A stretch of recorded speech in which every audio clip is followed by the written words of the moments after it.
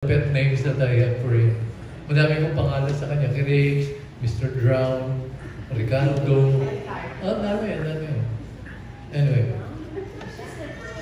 I used to call him kumpadre because he is my kumpadre. Inaanak si Ricky Meyengalos niya. He's a very nice and loving person to be with. Parang hirap sabihan ng nice and loving person si Ricky. Parang hindi yata. Hindi ako mabait siya, ako lang nagsasabi nun. He's a person that, in real life, he's a person that you'd love to hang around with. The kind of person he will go out of his way just to help you and make sure that at the end of the day, you will be laughing and enjoying his company. Pero kaming dalawa ko nilingin kasi iba yung way namin ng pagpapakita ng pagmamahal sa isa't isa. Ang tawag namin doon Cariño Brutal. Kasi kami, in between the beautiful words and adjectives that we say, there is vicious language in between. I would not dare say it anymore, nakakahiya po. Mga insulting and demeaning lines between the conversations. Kung baguhan mo kayo at makita nyo kami nag-uusap nila, para manghihintay ninyo, magsusuntukan ito na naman ito. Malamang ko, hintayin lang natin, magsusuntukan ito. But, truth behind it is even if we do lambast each other, even if we do really, inaapi namin ng isa't isa at sinisira namin ang buhay namin, we truly love each other, mahal namin.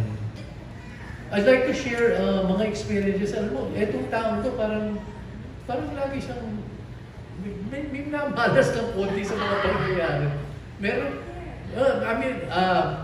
ito isa, siguro yung iba ninyo alam, we were in a party, very si Mr. Virginianity.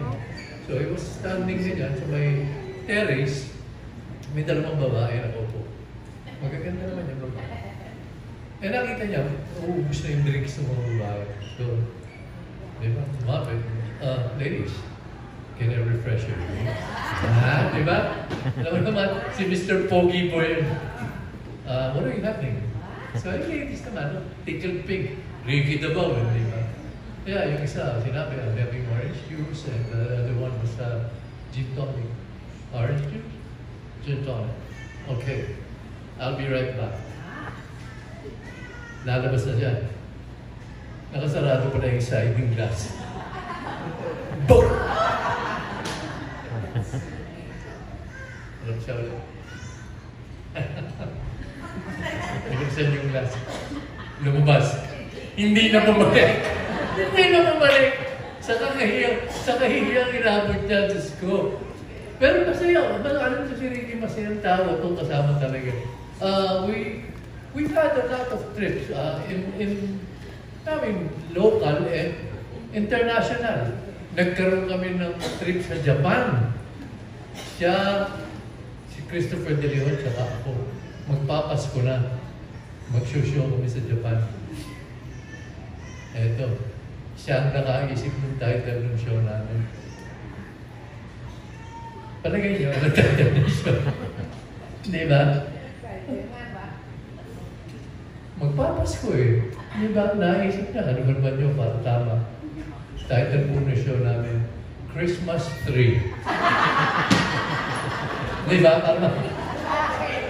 Para bang ayaw na namin lumabas ni Boyo. Christmas Tree. Di ba? Yung talaga pronounce yung H, Christmas Tree. Yan ang. Pero, magugulat ka. Ang galing kumanta ni Mama yan eh. Palakpakan mga tao. And the Filipinos, they really enjoyed it. I mean, yung show namin, because we were doing a show for the performers, yung mga local performers. So yung show namin, 2 a.m.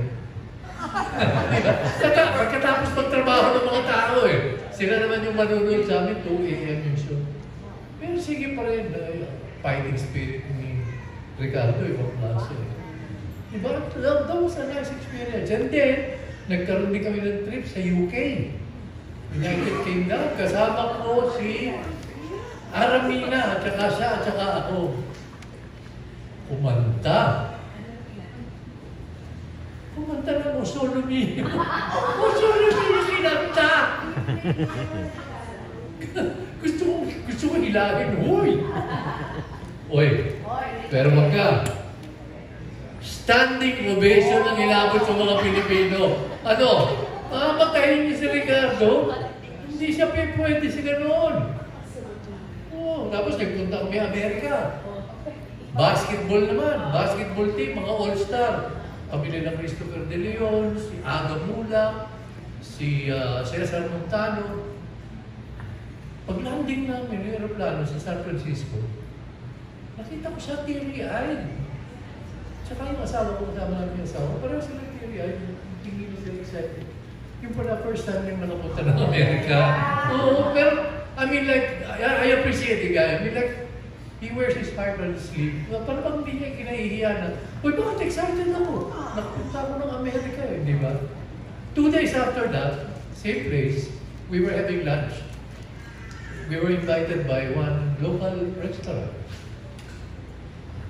Kumakain kami, biglang may babae nagpasok, an elderly woman. Ay, naku! Papi ganun ng babae. Ay, si Ricky! Si Ricky! Nagpapabadyak yung babae. Ang lahat kami, nabigla kami. Diba?